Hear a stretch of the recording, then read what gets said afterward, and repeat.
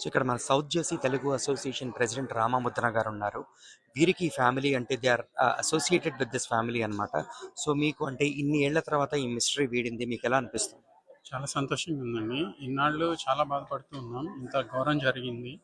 ఎవరు ఏమీ పట్టించుకోవట్లేదు. అంటే ఏ అప్డేట్స్ లేకపోవడం వల్ల. ఏ అప్డేట్స్ లేవు. అండ్ ఇన్వెస్టిగేషన్ ఏం జరుగుతుందో న్యూస్ తెలియదు. మేబీ ఫర్ సెవరల్ రీజన్స్ వాళ్ళు ఏమీ బయటికి షేర్ చేయలేదు.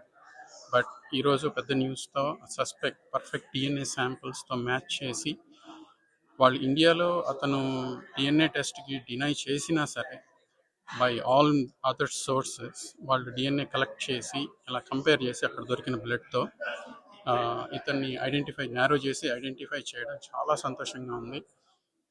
అమ్మాయికపు తల్లి బిడ్డలకి న్యాయం జరగాలని కోరుకుంటున్నాను.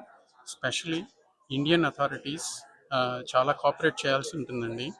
ఈ అమ్మాయికపు తల్లి బిడ్డకి న్యాయం జరగాలని అండ్ దానికోసం ఇండియన్ అథారిటీస్ తప్పకుండా అండ్ గట్టిగా కృషి చేసి అతన్ని నేరస్తుడిని అమెరికన్ అథారిటీస్కి అప్పచెప్పి జస్టిస్ తీసుకురావాలని కోరుకుంటున్నాను.